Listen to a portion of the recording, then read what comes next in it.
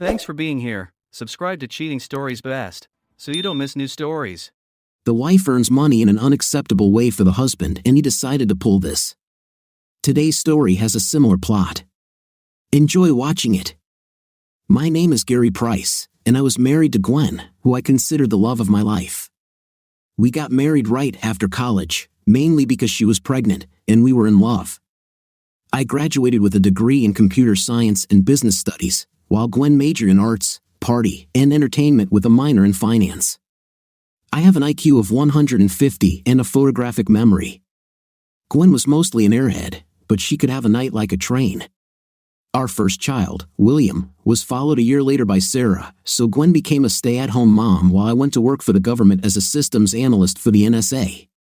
My bosses noticed my above-average analytical skills, and a promotion soon followed. I couldn't talk about my work, even with Gwen. Our nightlife was great. Gwen was an enthusiast and tried almost everything I suggested. When the children started school, Gwen said she wanted to work and help with the finances. I agreed because, no matter how hard I tried, she was never satisfied with what we had. Our mortgage was eating up most of my income, and she just wanted a house with a pool and 4 bedrooms in an up-and-coming part of town. So she went to work at an accounting firm as an assistant accountant. The money was good, and I was looking forward to the extra income it would bring. However, the first check went toward the down payment on her new car, leaving almost nothing for our joint accounts. When I asked her why her salary was transferred to her personal account instead of our joint account, she made a scene, insisting that she had earned the money and it should be hers to control. I went to the bank, closed the joint account, canceled the credit cards, and transferred my salary to my personal account. That evening, when she went to fill up her new car, her shared debit and credit cards were declined, and she had to pay herself. When she got home, we had a huge fight, and she didn't talk to me for a week. Over the next few weeks, things calmed down, and it seemed like everything was back to normal, but I felt like we were growing apart. When Gwen came home one night, I told her we needed to talk. After the kids went to bed, we sat across from each other. Gwen looked scared and a little teary, so I started. Gwen, I know things are a little tense between us, and we need to clear things up. You're spending more than our budget allows on things we don't need, like your expensive car. This has to stop. You mean you don't want a divorce? It's just about money? I thought you found someone else. Gwen, I don't know how you could say that. You know how much I love you. There can't be anyone else, I only love you. But your spending needs to stop. Okay, honey, I guess I got a little carried away. It's just that all my friends are doing better, and I can't keep up. Friendship shouldn't be a competition, and if it is, maybe you need some new friends. Look, honey, I like my friends, and I'm going to keep them, but I promise to cut costs. Okay, if you do this, we won't have to discuss it again. We'll be fine. That night, she tried to exhaust me senseless, and almost succeeded. Over the next few months, she kept her promise, paying for all her car expenses herself and making purchases on her debit card. Our department manager suffered a heart attack at work, and I had been filling in for him for the past 6 months. I was called into the principal's office and informed that he would not be returning due to his long-term cardiac condition. I was asked if I would consider taking his place permanently. It was a big promotion and came with a significant salary increase. I, of course, gladly accepted the offer and was glad that I was paid a salary for the entire time I held the position. This also came with a one-time bonus for accepting the responsibilities. Our financial future was secure, and I could finally relax. We decided to celebrate the occasion. I told Gwen after dinner, and we decided to go on vacation later in the year. We approved vacation time with our HR departments and started planning. After looking at many brochures, we decided on a 2-week holiday on one of the Cayman Islands. The night before we left, we stayed with Gwen's parents, where we left the children. The next day, her father drove us to the airport. The only thing that put a damper on our trip was that I had a report to finish, which would take up most of the first 2 days. We arrived at the hotel and were shown to our room. It was small, but who cares? We would spend time outside and only sleep there. We had dinner at the hotel restaurant and walked along the promenade like 2 teenagers. That night, we made slow, passionate love and fell fast asleep. The next morning, after breakfast, we returned to the room, and I opened my laptop to start working. Gwen said she would go to the pool to sunbathe and left, agreeing to meet for lunch. I worked for about 2 hours before deciding to take a break. I opened a bottle of beer and went out onto the balcony. When I looked down, I saw the pool below, and there was my wife lying on a sun lounger, talking to an older couple who sat next to her. She opened her tanning oil, and the woman she was talking to said something to her husband. He nodded, and Gwen handed him the oil, and he started rubbing it into her back. I felt a little jealous but decided that, since his wife was nearby, there was no reason to worry. He rubbed the oil into her back, and Gwen reached up and unclasped her bra to give him better access. I immediately got angry and rushed out of our room to the pool, but by the time I got there, Gwen was alone. "Hey, darling, have you decided to take a break from the report?" she asked. "Yes, honey." "Who were those people you were talking to?" "Oh, no one special, just an old couple on holiday, James and his wife Mary. They're staying at a nearby hotel, and the two hotels share a pool." We sat and chatted for about an hour, then went to our room to change for dinner. After lunch, Gwen returned to the pool while I continued writing my report. I took another break and looked down at the pool, where Gwen was talking to the couple again. I decided to go down and meet them. When I walked up to the pool, Gwen waved at me, and I walked over. She introduced me and mentioned that Mary had offered to go shopping with her after lunch. Gwen said she was going to change clothes, and Mary mentioned she needed to bring her morning shopping to their room, leaving James and me alone. James said he was French but grew up in England, so he didn't have an accent. We talked about this and that, and eventually, the conversation turned to women. James expressed the opinion that women could spend all day shopping and not buy anything, which I completely agreed with, and we had a laugh. He then voiced his opinion that women are shallow creatures who can be easily bribed with a few trinkets and that they cannot be trusted. I disagreed and said that Gwen was completely reliable. He laughed and said he could take her away from me by the end of the week if he wanted to.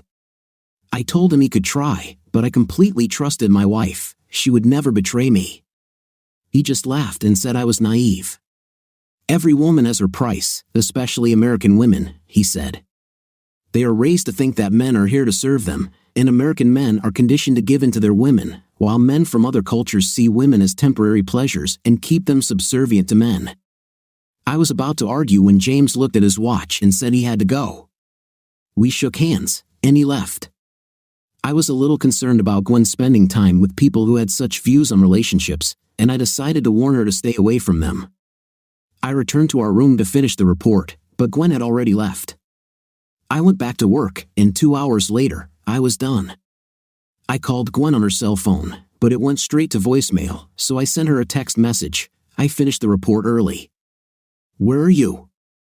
I'll come to meet you, and we can go out to dinner." 2 hours passed before she responded, "Sorry, I forgot to turn on my phone. Had a great time shopping. Wait until you see what James bought for me. See you soon." I waited for her in the room until 7:30, and I was about to call again when she burst into the room with several designer label bags. "Where have you been? I've been waiting for you for more than 2 hours. We'll be lucky if we manage to get a table this late." "Oh yeah, you go ahead to dinner. We stopped at a restaurant on the way back, so I already ate." "Oh, great. So you just forgot about me, your stupid husband, sitting here like a spare tire?" "Sorry, I just got carried away and lost track of time. Why don't you go get something to eat, and I'll take a quick shower. When you come back, I'll show you what I bought. I think I just lost my appetite. Show me what you bought." She took her bags to the bathroom and came out a few minutes later. To say I was shocked is an understatement. She was wearing the tiniest outfit imaginable. It had almost nothing. There was less material in it than in my handkerchief. "This is the most revealing outfit I've ever seen. What made you buy it?" I asked. She pouted and said, "Well, I like it, and James said it fits me well." I almost exploded. "What the hell? When did James see you in that?" "Don't be mad. Mary was there too. They helped me pick it out. Look what else they bought me." She returned to the bathroom and came out in a very revealing cocktail dress, cut almost to the thigh. The dress came with high heels and a sheer cape. I wasn't impressed. "I didn't just buy for myself, I have a gift for you too," she said, handing me an envelope. Inside was a deep-sea fishing ticket for tomorrow. "I know how much you love fishing. I thought you'd enjoy spending the day fishing after all your hard work." I looked at the ticket. I needed to be on the boat by 7:30 a.m. and back by 4:30 p.m., with lunch included. I thanked her for the gift, but she ruined everything again. "James and Mary invited us to go to a nightclub with them tonight, so you better get ready." "No," I said. "No, we're not going out with your new friends today or any other day. I want to spend some quality time with my wife if that's not too much trouble." "But I already told them we'd go." I tossed her the phone. "Well, you can tell them I canceled. Now put on something that doesn't show everything you've got, and we'll go dancing in the ballroom downstairs." As she started dialing, I added, "And don't invite them to join us." We changed and went downstairs, found a table, and ordered drinks. I could tell she was annoyed, but as the evening wore on, she began to enjoy herself and soften up. That night, to my surprise, she nearly killed me with intim. I set the alarm on my phone for 6 a.m. so that I would have time to eat breakfast before leaving. I enjoyed my gift and caught a few marlins, but none big enough to keep. During my lunch break, I called Gwen, and she answered on the 4th ring. "Hi, honey, how's the fishing going?" "Caught a few, but nothing special." We stopped for lunch. "Where are you?" "James and Mary took me for a walk to a small town along the coast. We're on his boat now. Mary and I are sunbathing while James steers the boat. You don't mind, right?" "Actually, I'm against it. You're spending too much time with them, and I don't like it. We need to distance ourselves from them. Look, they're my friends, and if I want to spend time with them, that's my business. We should be on vacation together to repair our relationship, or have you forgotten about that? I'm not going to argue and ruin my day now. I'll see you tonight." I returned from fishing around 5 o'clock in the evening, but the room was empty. I called Gwen, but it went to voicemail again, so I sent a text message and waited. At 8 o'clock in the evening, I received a text with an attachment. I opened it, and it was a photo of my wife in her cocktail dress in front of a nightclub. The text read, "I'm going to the club with James and Mary. You're not invited because you said you weren't going. Don't wait for me, I might not be back tonight." I went to the reception and showed them the photo, asking where the nightclub was. They gave me directions, and I called a taxi. When I got to the club, there was a long line. I tried to get through, but the bouncers picked me up and threw me into the bushes. While I was shaking off the dirt, I looked up at the roof of the club and thought I saw my wife standing on the parapet, looking at me, but I wasn't sure. I tried to call and send messages to her all night, but finally fell into a restless sleep. The next morning, I woke up and immediately tried to call Gwen, but it went to voicemail again. I left a message asking her to call back as soon as possible as I was worried.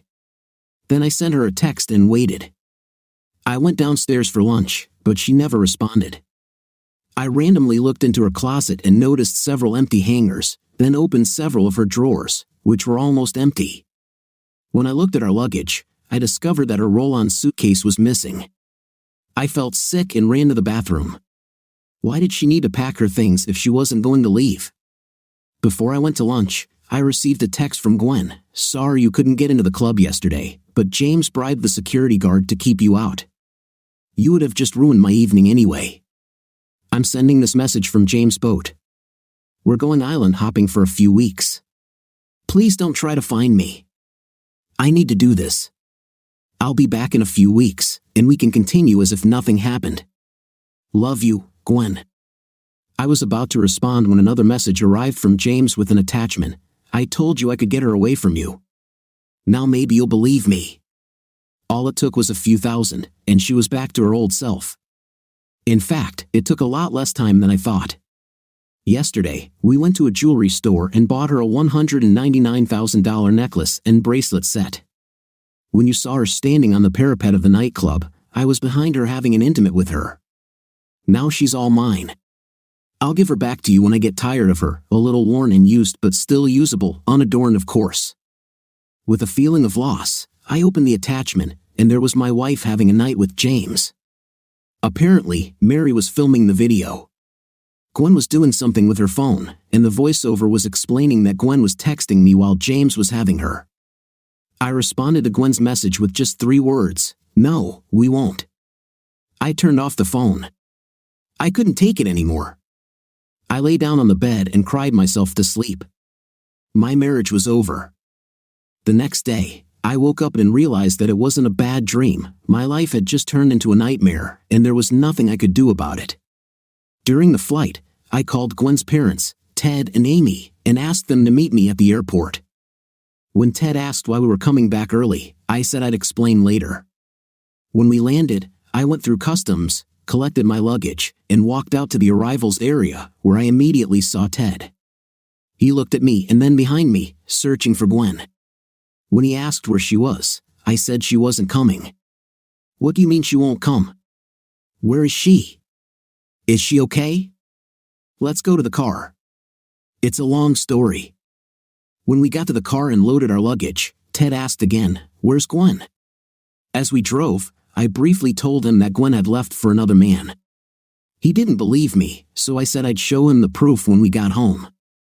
When we returned home, the children were already asleep, and the 3 of us sat down at the dining table to talk. I told them the whole ugly story, and when they still refused to believe me, I showed them the texts and videos. After seeing the evidence, Amy ran out of the room crying, and Ted just sat there, looking broken. Then he stood up, put his hand on my shoulder, and apologized for raising such an easy woman. Ted and Amy agreed to keep the kids for the next few weeks while I sorted out the situation. The next day, I went to a lawyer and told him about my problems. He asked if there was a chance of reconciliation. When I said there was no chance, he laid out my options. I could file for divorce on the grounds of infidelity. I had more than enough evidence. However, she would still receive at least a 50-50 division of the property, as well as alimony for her and the children. She would probably keep the house until the children reached the age of 18. I told him to get the paperwork ready anyway. There was no way I could stay married to her. Then I made an appointment with the director at work. When I arrived, I was immediately invited into the office. We shook hands, and he asked what the problem was and why I came back early. I explained everything, even showing him the video evidence. To say that he was shocked is an understatement. He explained that NSA employees who experience a significant event in their lives are required to undergo counseling with a psychologist before returning to their duties. An appointment was made with Amanda Gray, our psychologist, for the next day. I had met her once before during a psychological evaluation to join the NSA. She was a couple of years younger than me, about 5 feet 6 inches, with the figure of a 60s model, the face of an angel, and a mind like a steel trap. I returned to the empty and cold house that no longer felt like home, just a place to sleep. I wondered when I would see my wife again. Against my better judgment, I tried to call her and found that the number was no longer available. I called her parents to see how the kids were doing, and they told me everything was fine. They also said they tried calling Gwen but had no luck. I went to the police and reported her missing, showing them the video. They said it was obvious from the video and her text that she left of her own free will and that there was nothing they could do. I wondered what else could be done. I had already taken steps to protect my finances and met with a lawyer, so all that was left was to wait for her to return. I went to counseling and told the whole story again, at the end of which I was in tears. Amanda was very compassionate but remained professional. She said that she would ask me to talk about this experience at irregular intervals, and this would make the pain less with each session. She then asked if I had any idea why Gwen did what she did. The only reason I could think of was that she was fascinated by James's money and fell under his spell. Amanda thought I might be right and asked if there were other issues to discuss. I said I had recurring nightmares about the 2 bouncers throwing me into the bushes and laughing about it. She said it was because I felt helpless, which at that moment I truly was. At the end of the session, she said that she did not recommend I return to work until some of the issues raised were resolved and that I would need to continue counseling for the foreseeable future in order to keep my job. She diagnosed me with a form of PTSD. After the session, I was scheduled to meet with the director in the afternoon. I was sitting in the dining room alone. The people who usually sat with me avoided looking in my direction and stayed away. When I arrived at the director's office, I was immediately invited in. He was very sympathetic and made some recommendations based on what Amanda had told him. I was suspended from duty until further notice, pending a medical review. I had to attend 3 counseling sessions a week for the foreseeable future. To deal with my feelings of helplessness after being thrown out by the bouncers, I was offered a hand-to-hand combat course with the Marines at Quantico after each session. It wasn't mandatory, but I happily accepted the opportunity to improve not only my physical fitness but also my mental fitness. Classes would begin the following Monday and continue on Wednesdays and Fridays for as long as it took for me to get back to work. I was dreading the first meeting and reliving that terrible week. When I arrived, I was immediately ushered in.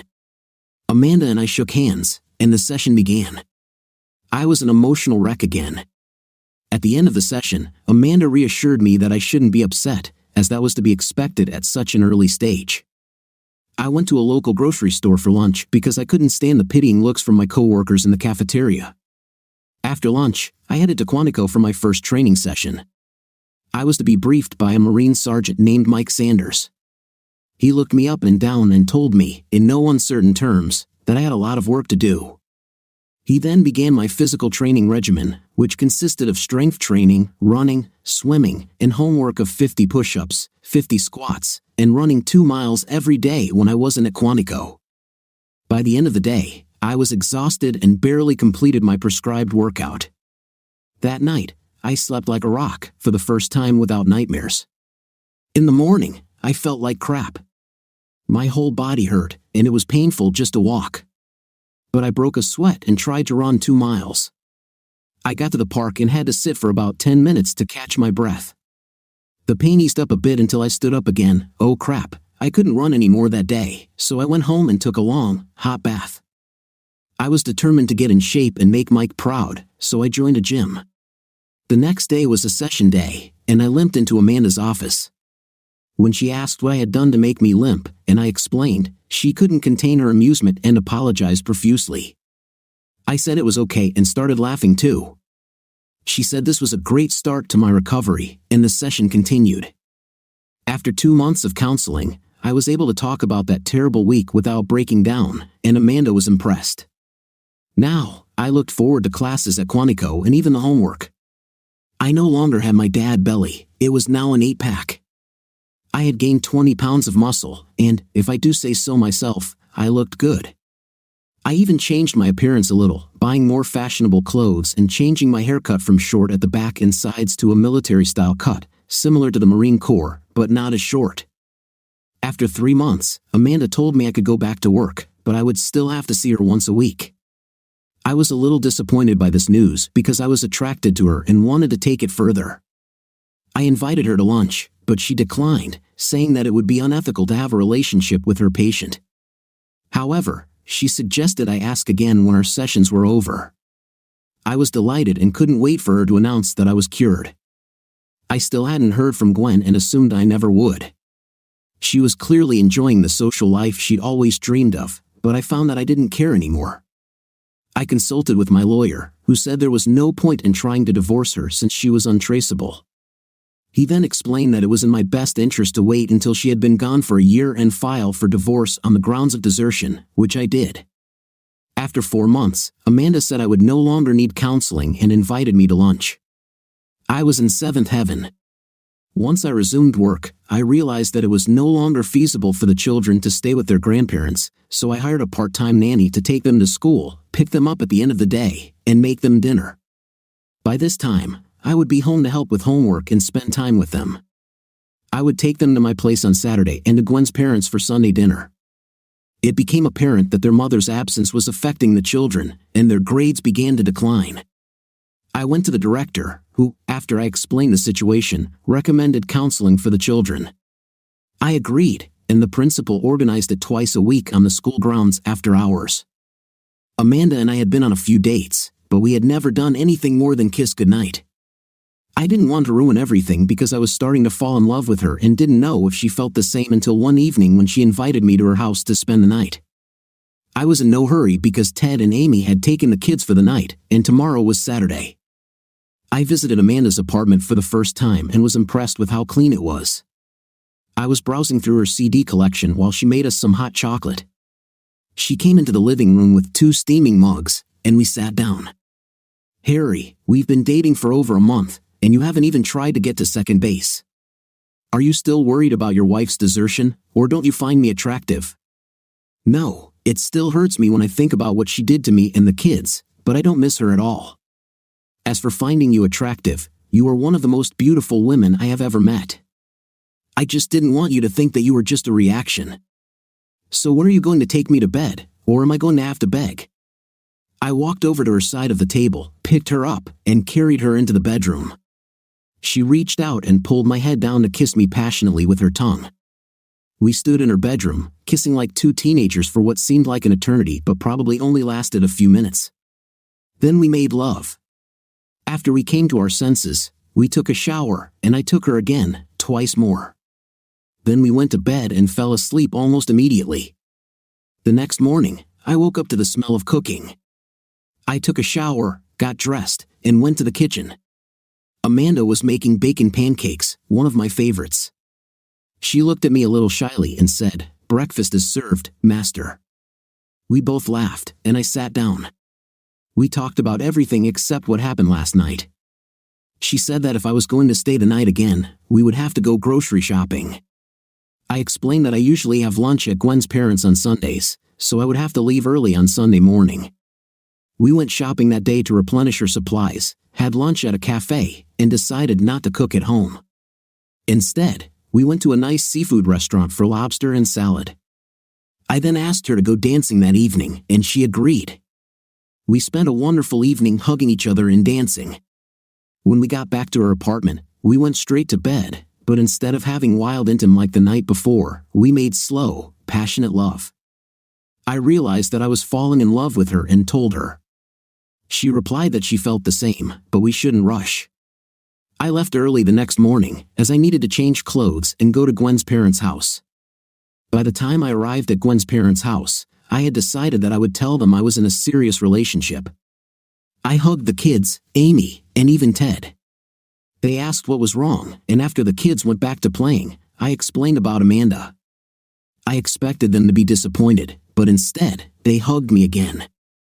They seemed genuinely happy that I had found someone to replace Gwen since it had been over 4 months since I had heard from her. They asked me to bring Amanda to the next Sunday lunch, and I agreed to ask her when I got home that night. After putting the kids to bed, I called Amanda and told her how my in-laws had reacted and that she had been invited to dinner. She said she would be glad to come but wanted to meet the children first. So, I suggested that she come to my place next Friday for the weekend, and I would take her to work on Monday. We agreed to meet for lunch on Monday. When I arrived at work on Monday, my secretary told me that I needed to go straight to Principal George Price's office. I was shown into his office, where another man in a standard FBI suit introduced himself as Special Agent Larry Smith. I asked what was wrong, and George assured me that I was not in trouble, but Agent Smith wanted to ask me some questions about Gwen going missing. He explained that he had seen the video and was satisfied that she had left of her own free will and that I was not a suspect. He then revealed that there had been no movement in her bank account for the past 4 months. He also said that my story was not unique. Several other American women had left their husbands under similar circumstances and were never heard from again. The Bureau investigates this, but since it is outside their jurisdiction, they cannot take action, and local authorities are not interested in family matters. He wanted to know if I could add anything to my previous statement. I explained that I had told them everything I knew. He said he would talk to her parents later today to see if they could add anything else. After he left, George asked if I needed anything and how things were at home. I knew he was curious, so I told him about Amanda and our relationship. He seemed relieved that I had come clean without him having to ask questions. When I returned to my office, I called Amanda to tell her what happened, but she already knew because she had a similar conversation with her boss on Friday. I picked up a very nervous Amanda and took her to my house to meet the kids. As soon as we got out of the car, William and Sarah ran out of the house and into my arms. Sarah was the first to speak. "Will you be our new mother?" Amanda looked at me and smiled, a smile that said, "Well, answer the girl." I said, "I don't know, honey, but I hope she wants to take on the role." I smiled at Amanda, and she blushed before picking Sarah up. "Why don't you two show me your rooms?" she suggested, and they led her into the house. Maria, our housekeeper, said hello and smiled at me, giving a thumbs up. "Mr. Pensworth, since you said you were bringing a guest home, I prepared something special for everyone for dinner, fried chicken with all the trimmings. It will be ready in 15 minutes. I told my husband I would be late to serve dinner and clean up. Maria, thank you for all your hard work. I am very grateful and insist that you join us for dinner." While I was setting the table, Amanda and the kids came back and told me everything about their rooms and how neat they were. I glanced at Maria, who avoided my gaze, making me sure that she had tidied up their rooms. The five of us sat down and enjoyed our meal before Amanda helped clear the table, receiving an approving look from Maria, who simply smiled at me.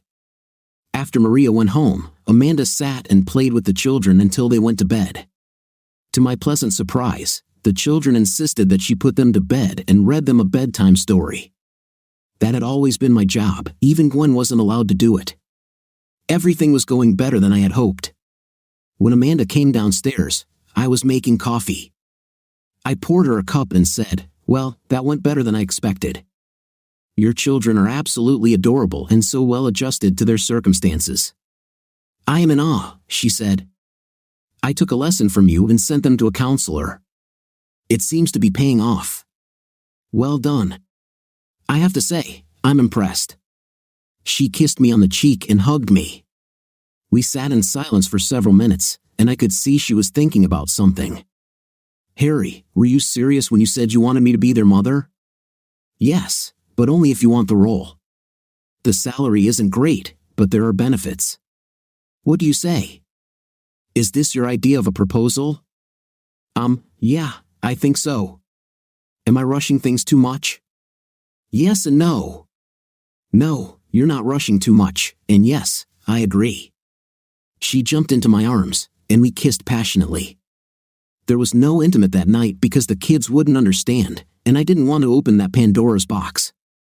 On Saturday, I told the kids that Amanda had agreed to be their new mom, but she wouldn't be moving in right away. I think they understood. We went to the mall, and everyone drank milkshakes while the kids bombarded Amanda with questions that she tried to answer. We spent the rest of the morning choosing a ring and finally settled on a diamond one. Sarah was delighted with everything that was happening, while William couldn't understand what all the fuss was about. Since the kids were being nice, we asked where they wanted to have lunch, and they all chose Pizza Hut. We spent the rest of the day shopping, new trainers and football boots for William, trainers and tights for Sarah. We also bought some food for dinner, but the kids weren't that interested. That night, Amanda made garlic bread and lasagna, which was a big hit. The kids and I cleared the table and sat Amanda down with a glass of wine as a sign of gratitude. After Amanda put the kids to bed and read them another story, she joined me for another glass of wine, and we cuddled on the couch. I noticed her looking around the room, especially at the photos from Gwen and my wedding. I told her that I left the pictures out because I didn't want to completely remove Gwen from the children's lives. She thought it was a great idea, since their mother could come back at any time. We finally decided to call it a night and headed to our bedrooms. On Sunday morning, Amanda was making breakfast, and the kids were watching TV when I walked into the kitchen.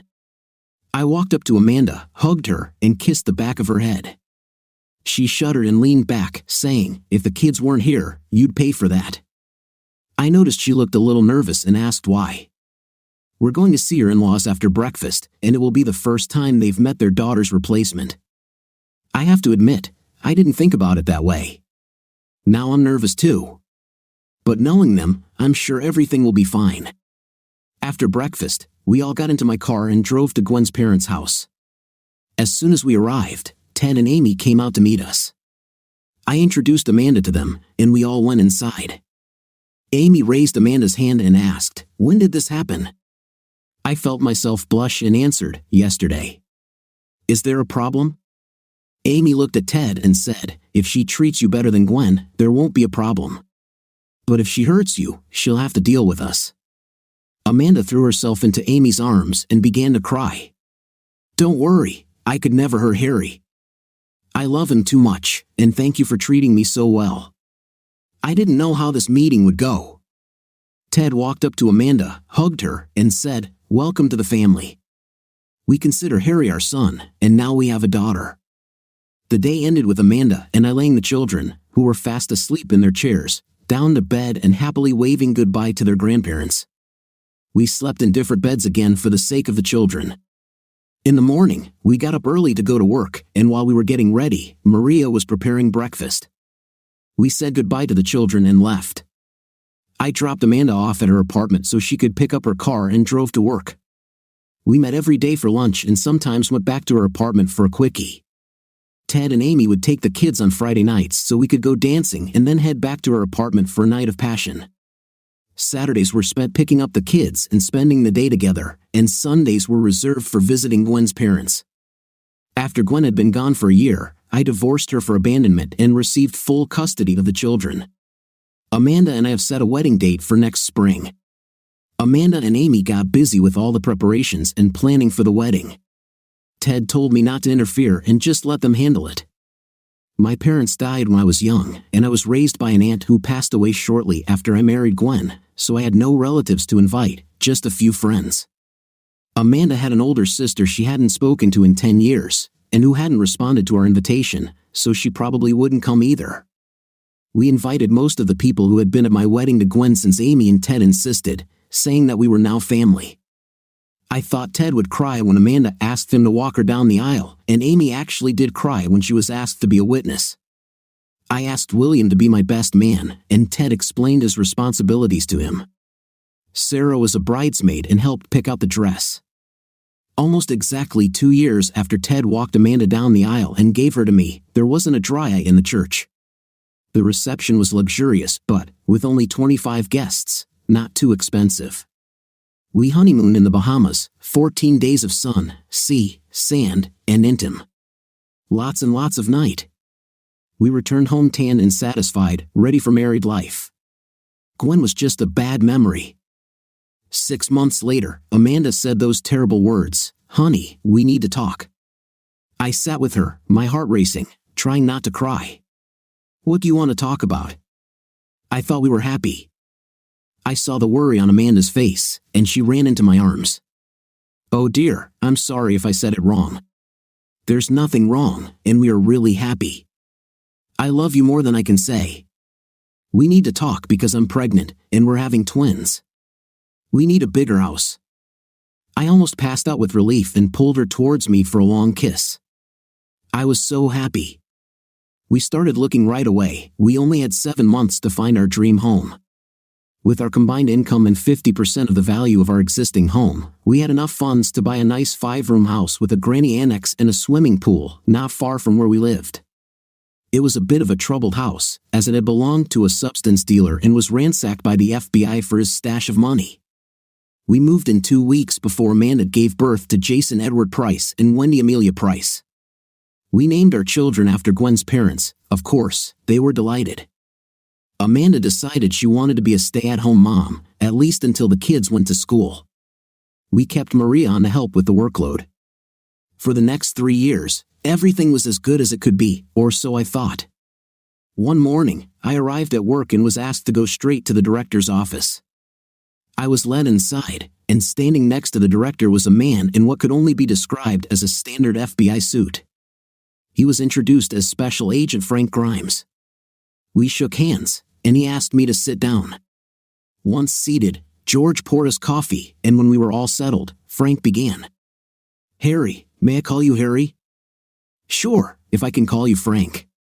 "Now that that's settled, I should let you know that this interview is being recorded. Is that okay?" "As long as I get a copy, I don't see a problem with it." "Of course. First of all, let me assure you that you are not to blame for anything. The recording is for reference only. Could you tell me everything that happened up until the moment your wife sent you the last message?" I told the whole sad story again, hoping it would be the last time. When I finished, Frank handed me a photo and asked if it was Gwen. I looked at the photo, and even though she looked older and rather tired, it was definitely her. I nodded. "Yes, it's her. A little older, but definitely her." "Why?" "She is being guarded in a safe place after a rescue 3 days ago, and she's asking to meet with you." She has no right to see you, but she does have a right to see her children, and we thought it would be better if you saw her first. I understand why you don't want to see her, but she has a very convincing story about why she hasn't contacted you for the past 5 years. Gwen's story. I was so excited about our trip to the Cayman Islands that I packed and unpacked a half dozen times until I felt like I had everything right. Then, the day before leaving, Harry ruined everything by saying that he had a report to finish and it might take the first 2 days. To say that I was angry would be an understatement. When he reached out to me the night before we left, I turned away and moved to the edge of the bed. He wouldn't be getting intimate anytime soon. We arrived at the hotel, unpacked our things, and went for a walk along the beach. We went dancing that night, and I felt guilty for denying Harry intim the night before. When we got back to our room, we took a quick shower and went to bed, where I made up for the previous night. In the morning, we had breakfast, and Harry started working on his report while I went to sunbathe by the pool. I was lying there for about an hour when 2 people sat down next to me on the lounge chairs and started chatting. They were married. He had retired early as a millionaire and came here every year. His name was James, and hers was Mary. My back was starting to burn a little, so I took out my sunscreen. Mary told James to be a gentleman and apply the cream for me. I didn't see anything wrong with it since his wife was nearby, so I gave him the bottle.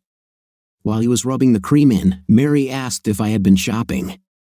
I explained that we had just arrived, and Harry had to work for a couple of days. While we were talking, James rubbed sunscreen onto my back and asked me to unbutton my swimsuit top.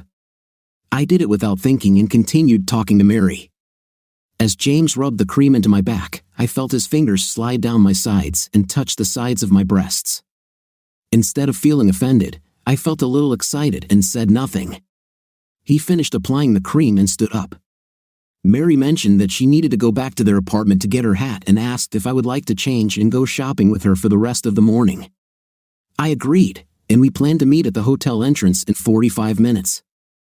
I was about to return to our room when Harry came up, saying he was taking a break from writing his report. I introduced Harry to James and then went to change. I met Mary at the hotel entrance as agreed, and she called a taxi, gave the driver an address, and off we went. She said we'd have coffee first, so we went to a fancy restaurant and ordered coffee and cake. We were discussing our shopping plans when James pulled out a chair and sat down. I didn't know James would be joining us, so I was a little surprised. He ordered coffee, and we continued our conversation. After coffee, we went shopping. Mary seemed to know exactly where to go, so I just followed her. We walked into a very sophisticated boutique, and Mary and I went our separate ways to look at clothes. I don't know why I browsed because I couldn't afford anything. Mary walked up to me, followed by James, holding a micro mini bikini in her hand. "You should try this on, you'll look fantastic," she said. Not wanting to seem like a prude, I took it into the fitting room and put it on. I might as well have been without clothes, it barely covered my private parts, but it really did look fantastic. "Well, Gwen, let's see what you look like," Mary called. So I came out to show them. I was a little shy because I realized that James would see almost as much as my husband did when I was without anything. I stood shyly in front of James and Mary, turning around a little. James spoke up, "You look so good in this, you just have to have it. Our gift." I didn't even try to object. I hugged him and kissed him on the cheek, then went back to the dressing room to change. As I stood looking in the mirror, the door behind me opened, and James walked in. I was a little surprised that Mary let him in, but I wasn't too worried. He again said how good I looked in the bikini and then, to my utter amazement, he undid the clasp at the back.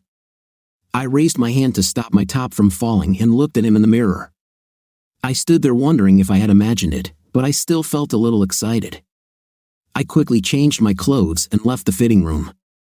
Mary stood there with James, both smiling as if they knew some secret. Walking past them, Mary said, "They're just having a little fun. Don't worry, it doesn't mean anything."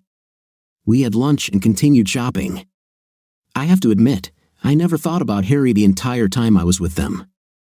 Over the next few hours, they insisted on buying me a very revealing cocktail dress and accessories. We stopped at a nice restaurant and had dinner, and Mary invited Harry and me to go to a club that evening. I accepted their invitation and looked forward to the evening. Mary said we needed to go back to their apartment so I could try on all my new clothes for them. On the way, Mary mentioned that we needed to buy something for Harry, and I suggested he might enjoy a day of fishing. So, James bought him a ticket for the next day. When we got back to their apartment, I went into one of the bedrooms to change into my new clothes. While I was there, I calculated how much they had spent on me, and it came to almost $4,000. I returned to the living room to show them my new outfit. They both came over and adjusted some details until they were satisfied. "You look stunning. Wait until Harry sees you in this," James said. I went back to the bedroom to change, and as I was taking off my new dress, James came in and stood watching me. I wasn't too worried since Mary was outside, and anyway, he had already seen me in a bikini, which was much more revealing than my underwear. He put his hands on my shoulders and turned me to face him. "Do you like the things we bought you today?" he asked. "Oh yes, they are wonderful. I don't know how to thank you enough." "I can think of a way, and if you thank me properly, there will be even more tomorrow," he said, then put his hands on my shoulders and pushed me down. I knew what he wanted, and I was shocked, but he had just spent a lot of money on me, and this would be his reward. I tidied myself up as best I could and followed him back to the living room. Mary stood there, and I couldn't look at her. She lifted my face and told me not to worry, it was just his little prank, and she didn't mind. I felt ashamed when I returned to our hotel room. What had I done? Is this considered cheating? When I entered our room, Harry was waiting for me and asked why I was so late because we could have missed dinner. I had forgotten that Harry hadn't eaten dinner, and I felt guilty again. I showed him my new outfit, but he wasn't impressed. I even gave him the fishing ticket, but he was still angry. He was even angrier when I suggested that we go to the club with James and Mary later. He flatly refused, saying that it was our evening, and forced me to call Mary and cancel the plans. We went dancing and had a great time. When we returned to the room, I tried to please him to ease my conscience. When I woke up in the morning, Harry had already gone fishing, and I didn't expect to see him until the evening. Mary called me and asked if I would like to go to another resort on the coast. I agreed. She also suggested bringing my new bikini and outfit. We agreed to meet at the hotel entrance in an hour. We went to James's boat and set sail. I was excited about what they might buy me today and what I might have to do to earn it. I honestly admitted to myself that I had become another man's toy for the sake of expensive gifts, and at some point, he would want to sleep with me, and I wouldn't mind. As we sailed from the marina, Mary suggested we change into our bikinis and catch some sun. Mary took off her top and said I should do the same, so I did. I felt so exposed, lying almost without clothes in front of James and Mary. After some time, Harry called me on my mobile and asked what we were doing. I explained about our trip to another part of the island, and he got angry, saying that he wanted me to stop seeing James and Mary. I told him I would do whatever I wanted and that I'd see him in the evening, then ended the call. When we arrived at our destination, we went for lunch and then some shopping. This time, they took me to a very fancy jewelry store, and Mary picked out a matching necklace and bracelet set and bought it for me for $19,000. I knew what the price would be for such a gift and that Harry would be angry, but it wouldn't hurt him if he didn't know. When we returned, Mary suggested we have lunch at their apartment. After lunch, Mary said she had something to do and left me alone with James. We talked for a while, and then he stood up and came up behind me. I realized that I had just committed infidelity and that it would be difficult for me to look my husband in the eyes that evening. Mary insisted we go to a club that evening, and when I said Harry wouldn't go, she said he wasn't invited. I was a little shocked by such a bold statement, but I agreed anyway. I changed into my new outfit and jewelry, and we went to the club. Before I walked in, I looked at my phone and saw several missed calls and messages, all from Harry. I decided to make him angry because he had tried to tell me how to live. He doesn't own me.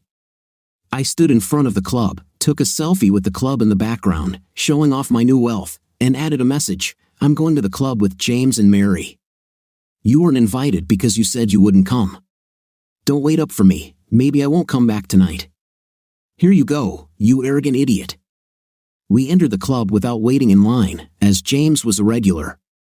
Mary said they had a special arrangement with the owner. We were taken to the roof, where a table was set for 3. Mary said we would have dinner first before joining the rest of the regulars. We sat down and were served lobster and surprise bomb for dessert, all accompanied by dry white wine. After dinner, I felt a little dizzy and mentioned it to Mary, who said it was probably due to the wine. I walked up to the parapet that overlooked the front of the club. I still felt a little unsure and leaned against the wall, looking down at the line.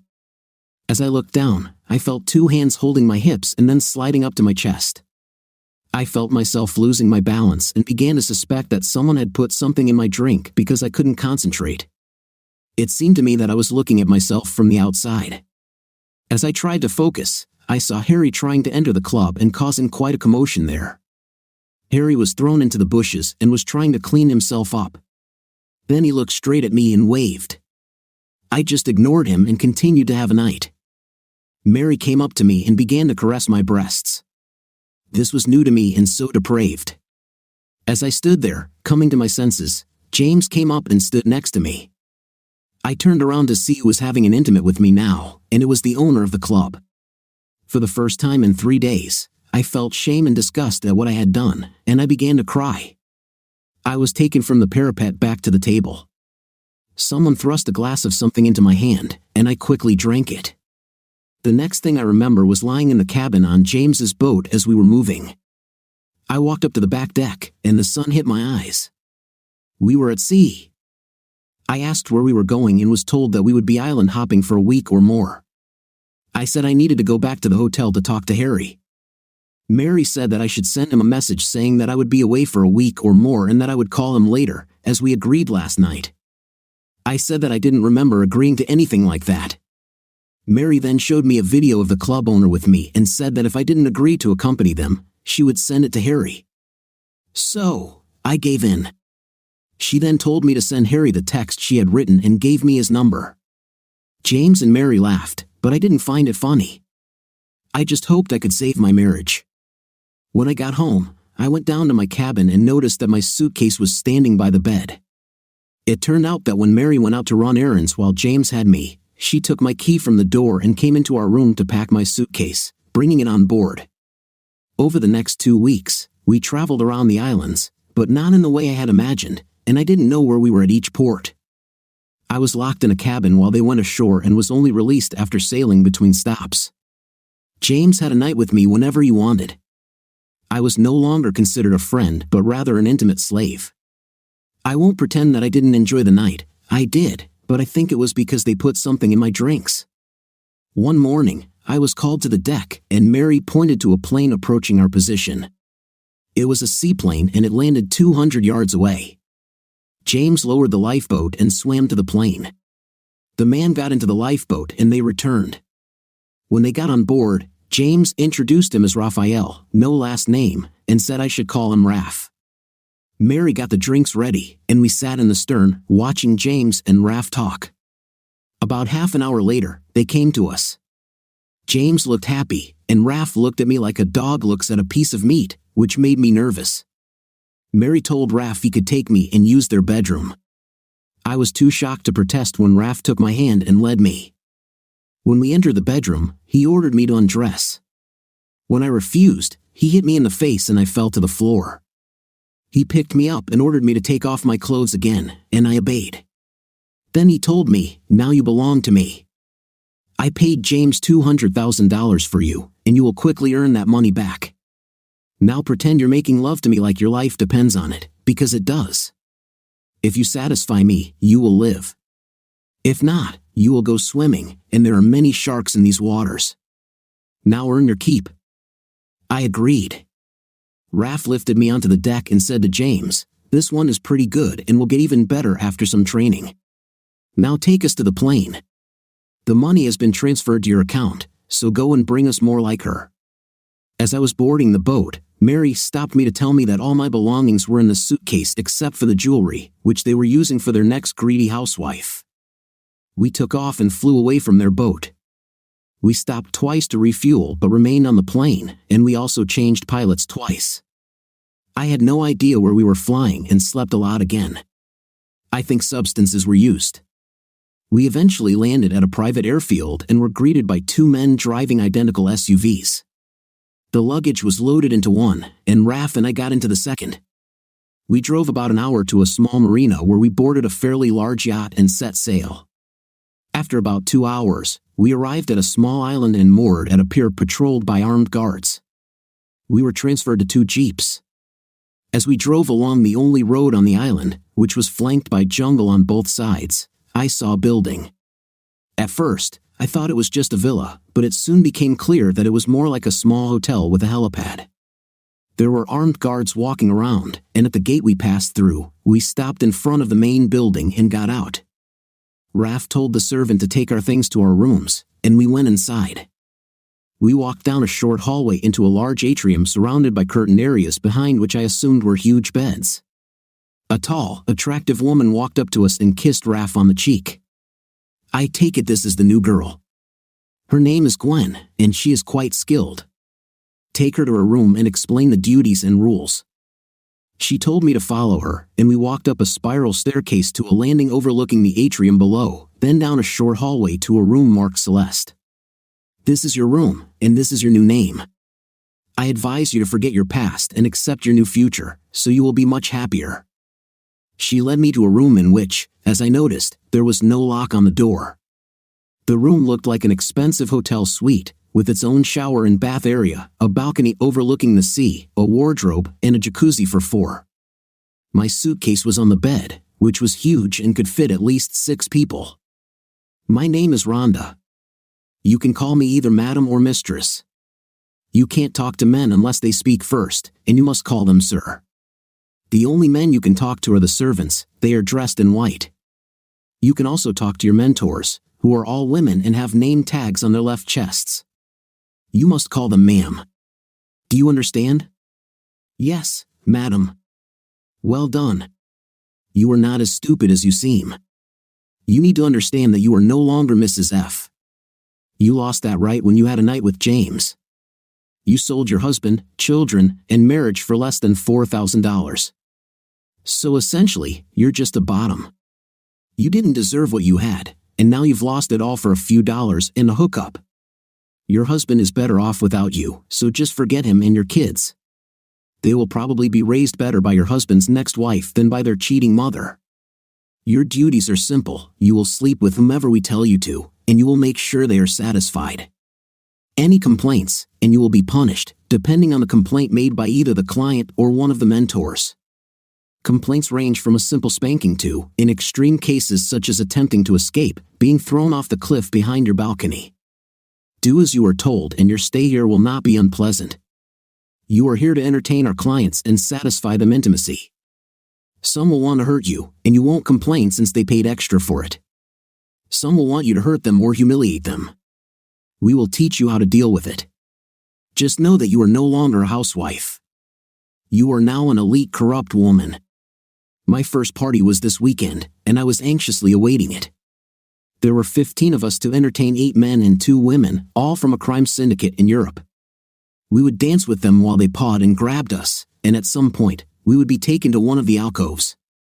After that, we'd take a shower and head back to the party until it was over.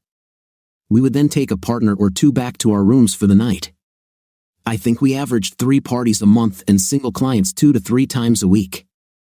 I learned from other girls that James was not the only supplier of women, there were at least 2 others.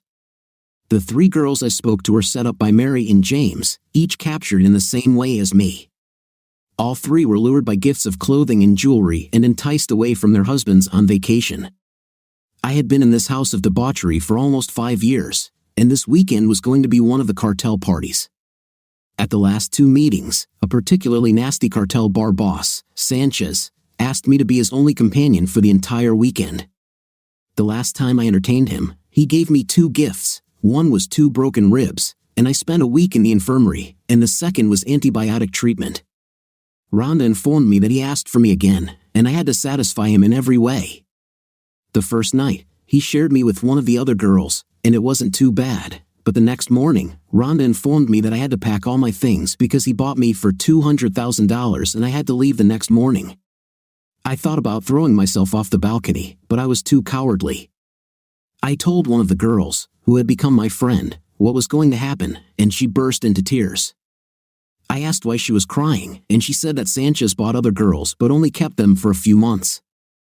I asked what happened to them, and she said that one of his guards told her that when he got tired of them, he sold them to a brothel in Mexico. That night, when we went to bed, he told me that I belonged to him now and that I would be a very busy woman. I lay in his arms until he started snoring. Then I moved as far away from him as possible and started crying. Oh, why did I leave my perfect life and give in to greed and selfishness? I hoped that I could return to my loving husband and children. As I lay there brooding and feeling sorry for myself, I heard what sounded like gunshots. I sat up in bed and listened more carefully. There they were again, along with a lot of screaming and stamping of feet.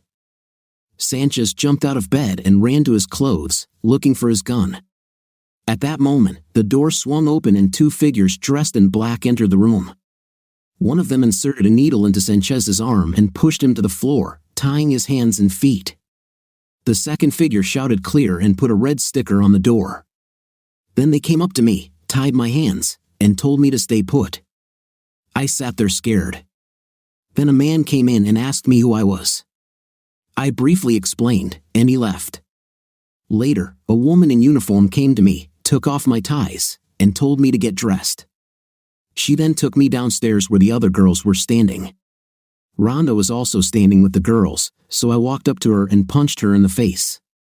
One of our rescuers pulled me away.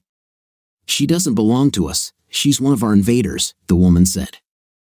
The woman asked if we were sure, and when we all screamed yes, Rhonda was tied up and taken away. After interrogation in England, I was sent to the United States and underwent another interrogation at FBI headquarters. This is where I am now. I was told that my ex-husband has remarried and his wife is raising my children. I asked to meet with him and my children and am waiting for an answer, which brings us back to my interview with Special Agent Frank Grimes. Frank then told me Gwen's story. It was sad, and I did feel a little sympathy for her, but in the end, it was her fault, in my opinion. She got what she deserved, but we both needed to close this chapter, so I agreed to meet with her.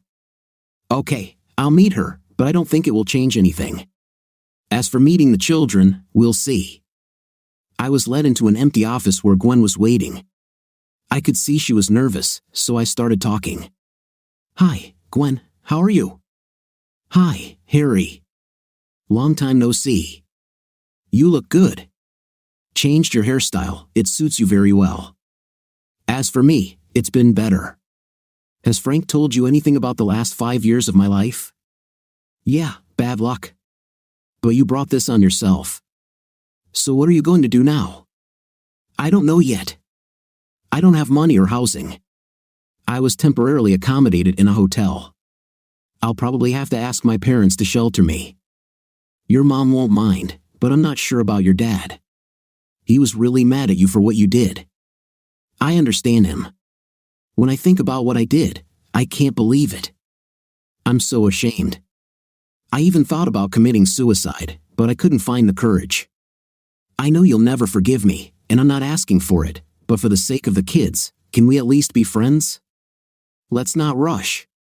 Let's see. As for the children, your parents and I left pictures of you in prominent places so that they would remember you. It may still be a shock to them, and I intend to consult with professionals on how best to introduce you into their lives. I hope you understand that a lot has changed during your absence. They now have a brother and a sister. So I was told. You still live in the same house? No, it was too small. We had to sell the old house and take out a mortgage on a bigger one. Oh yes, by the way, you were not without funds.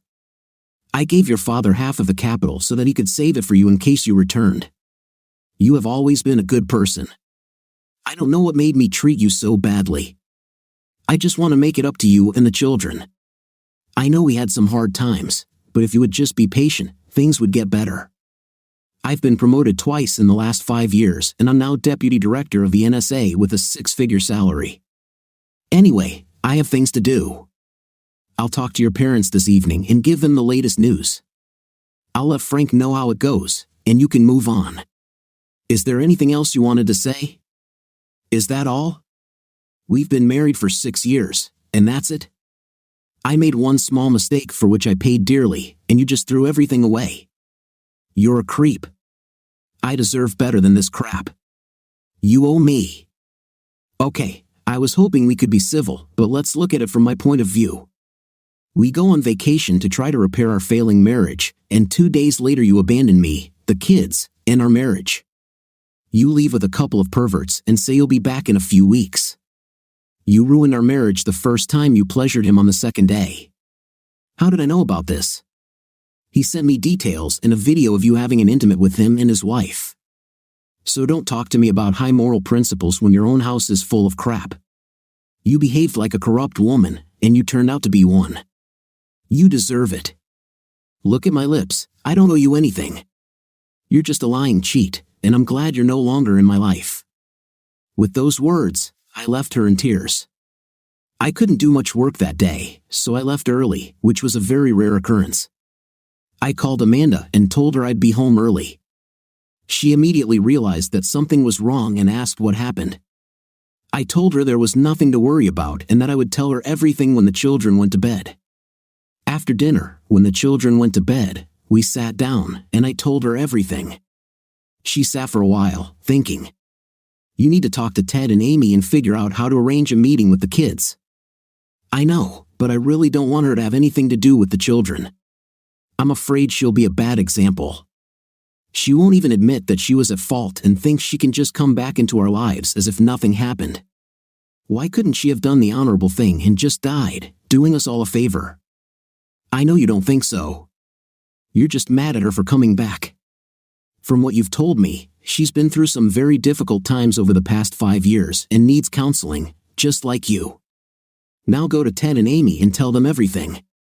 So I called Ted and told him I was on my way to see them and needed to talk. I arrived at Ted and Amy's about 20 minutes later and was greeted by 2 very excited people. I quickly reassured them, saying that everything was fine and happy with us. We went to the kitchen and Amy made coffee. I told them to sit down. I have news about Gwen. Their faces turned pale and Amy began to fidget. I told them everything from the very beginning, holding nothing back. By the end of the story, Amy was crying and Ted was on the verge of tears. I had calmed down by then and took into account what Amanda had said about Gwen's state of mind. I understand that you are a little shocked by my news, but Gwen is still your daughter, and I know that deep down you still love her. I was thinking that, given that she doesn't have a place to live right now, you might want to house her until she gets settled. She will need counseling for a while. I also think this would be a good place for her to reunite with her children. Is this what you would like to do?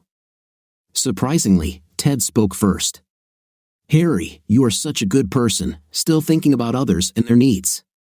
Why Gwen did this to you is still a mystery to us, but you're right, we still love her and would like to have her back while she recovers. I agree that this would be the perfect place for her to meet her kids and reconnect. When is all this supposed to happen? Look, I don't want to be a middleman in this. I'll give you Frank's number, and you can work things out with him. If there is anything I can do to help make things go smoothly, please let me know. I left, leaving Frank's number with them. When I got home, Amanda was waiting for me and asked how it went. I explained what we had decided to do, and Amanda said I did the right thing and hugged me. The next day, I was much more productive at work, beginning the healing process for our family. I contacted Frank and told him that Ted would call him. He thanked me and said that Gwen was still recovering after our meeting and had to be sedated overnight. He called me later and told me that he had spoken to Gwen and she had cheered up considerably when she heard the news. I asked him when the meeting would take place, and he said in 2 days. He would go with the consultant to keep things civil, but he wouldn't leave Gwen there this time and probably wouldn't until her consultant said Gwen was ready. Amanda and I had to prepare the children to meet their mother.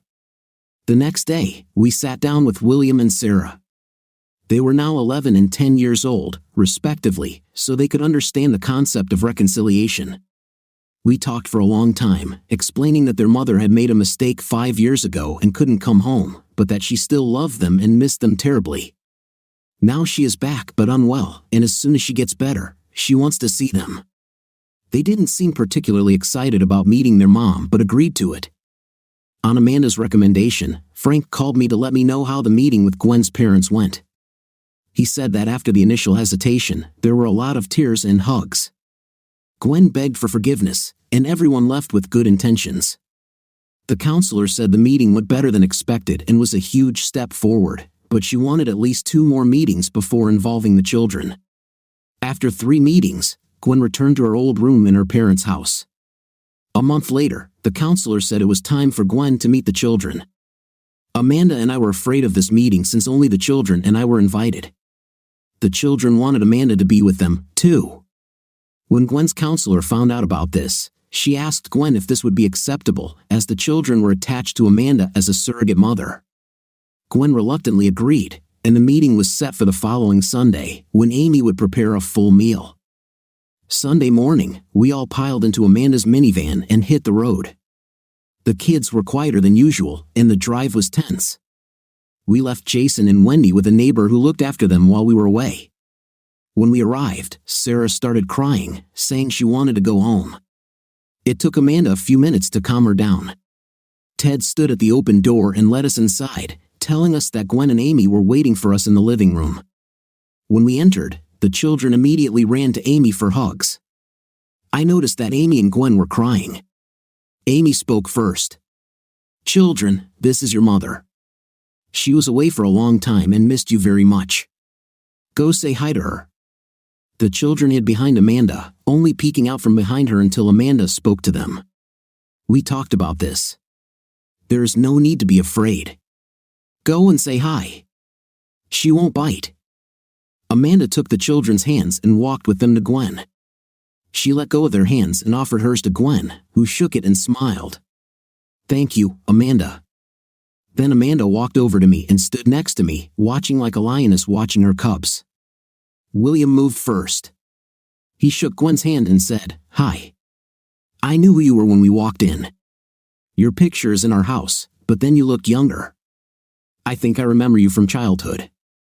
I saw a tear roll down Gwen's cheek. Then Sarah spoke in a very adult tone. "I don't remember you at all.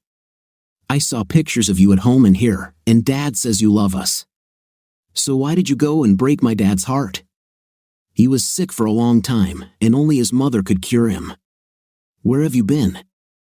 Amanda, Amy, Ted, and I were stunned by Sarah's outburst, and I thought Gwen would lose her composure and burst into tears.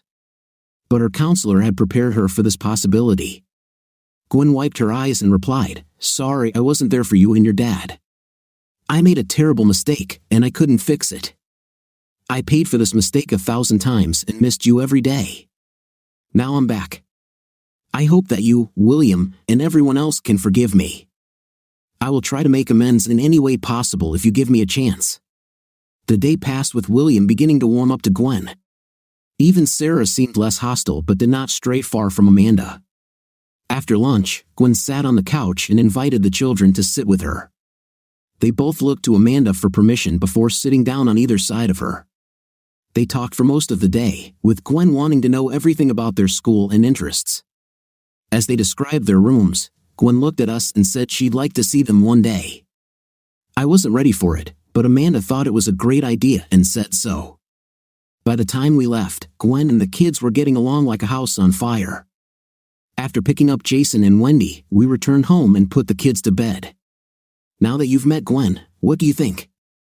I think she's a very troubled woman, but she genuinely regrets her actions and clearly loves the children. And she still loves you. Nonsense. If she loved me so much, why did she leave me? I don't think even she knows why. But I know she regrets it more than anything and desperately wants to atone. We discussed the day a little more and then went to bed. We were so emotionally exhausted that we immediately fell asleep. The next morning, Frank called and asked me to pick up Gwen and bring her to the office. I didn't want to, but I agreed. When I arrived at her parents' house, Gwen was already waiting for me and immediately got into the car. I noticed that she tried to look good, even wearing makeup. On the way to the office, we talked about yesterday's meeting and agreed that it was a positive step forward. When we arrived at the office, I was told to go to the war room. I took Gwen down to the basement, where she was checked in, and they let us in. Frank and my director were waiting for us.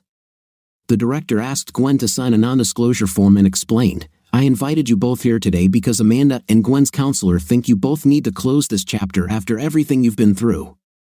First of all, let me explain. Your rescue was a byproduct of our and the British joint operation to capture the heads of the cartels at their annual conference. The operation was successful and will significantly disrupt the supply of substances due to the vacuum caused by their capture. The remaining lieutenants will fight each other for months. In addition, we are engaged in dismantling human trafficking networks and their suppliers, like those two you were unlucky enough to meet, James and Mary. Many of them did not break laws that we could enforce, so more drastic measures had to be taken. The President and his colleagues across Europe signed a document on a clear and present threat. This means that we can take appropriate action without legal procedures. I hope this gives you the closure you need. He then pointed to the screen in front of us. It showed a large motor vessel sailing somewhere in the Caribbean Sea, which I recognized as belonging to James and Mary. He explained that before they left the port, Navy Special Forces attached an explosive device to its hull, and we watched this through the NSA satellite. He handed us a black box the size of a cell phone. We both understood what it was. I took the device from him and handed it to Gwen. You suffered the most because of them. Honor it if you want. She took the box, thanked me, and pressed the button. The effect was catastrophic. The boat simply broke into pieces, with parts flying hundreds of feet into the air. I looked at Gwen and could almost see a weight lift off her shoulders. It was the same for me, closure at last. We thanked the director and Frank and left the office. I was given the rest of the day off, so I took Gwen out to lunch. This was the first time we spoke alone in 5 years. We ordered lunch and began an awkward conversation about where to go next. Gwen wanted us all to be friends. I wasn't sure, but I said I'd think about it. After lunch, I called Amanda and told her I'd be home early so she could kick her boyfriend out before I got there. She found it funny but played along, saying that my friend had canceled our weekend plans. Gwen listened to our conversation but didn't seem happy, so I asked her what was wrong. She said she was amazed by our dialogue since cheating is not a joke. I replied that, in a marriage like ours, it could be a joke. She sat quietly, and when I looked at her, she was crying quietly. I dropped Gwen off at her parents' house and drove home. The kids were happy to see me early, and we played on the floor for several hours until it was time to pick up William and Sarah. They were happy to see me early and asked if we could eat out, so we went to Red Lobster for dinner. That night, after the kids went to bed, Amanda asked what happened, and I explained everything. I even said how I felt like a weight had been lifted off our shoulders. Amanda seemed pleased and explained that we had finally closed this chapter and that things would be better with Gwen. A couple of weeks later, Amanda suggested inviting Gwen and her parents over for Sunday dinner since Jason and Wendy hadn't seen their grandparents in a while and it was time for Gwen to meet our children. I reluctantly agreed, and the invitation was made and accepted. The day went without a hitch. All 4 children seemed to get along with Gwen. William even called her mom a couple of times. The first time it happened, the room went quiet, and Gwen looked at Amanda, who simply smiled and gave her a thumbs up. Sarah was still a little distant with Gwen, and when Amanda asked her why, Sarah surprised us all by saying, "If I call her mom and start loving her again, what will happen if she leaves us again?" I looked at Sarah and saw tears rolling down her face. I think they were years of shame. Amanda came to the rescue, saying that it was a long time ago, and her mother had learned a lot since then and would never do that again. She then did the typical Amanda thing. She walked up to Gwen, hugged her, and said, "Welcome to the family." I don't think there was a dry-eyed adult left in the room. Gwen's parents were not wealthy but lived comfortably without financial problems. Gwen decided that she needed a job, and since her qualifications were outdated, she enrolled in a local college to take a real estate agent course, which lasted 2 years. Since Amanda and I were now fairly wealthy, we bought Gwen a Toyota Corolla and gave it to her from all 4 children for her birthday. Yes, there were tears again from everyone present. Our extended family grew closer every week. Gwen was now a frequent visitor to our house, and I would often come home to find her staying for dinner. She even spent the night with us a couple of times. All hostility was forgotten, and Gwen was accepted as part of the family, even babysitting our children when we went out. Life is good. It's been 10 years since Gwen came back into our lives. Unfortunately, her parents passed away 2 years ago within a month of each other, one from cancer, the other from a broken heart. Gwen now owns her parents' house, and with the money they left her, she is well settled. She works at a real estate agency and spends most of her free time with us. She and Amanda have become best friends and go on spa weekends and to the theater together while I stay with the kids. As far as I know, Gwen never dates men or is interested in them. Amanda says it's because of her memories of being a night girl. I think she got what she deserved, but it made her a better person, and I finally forgave her. Amanda says it makes me a better person, too. In the end, only time will tell. What do you think of our story today? I think this story was quite interesting as my husband did a very clever and right thing, which I liked very much. What is your opinion? Write in the comments. Until new videos.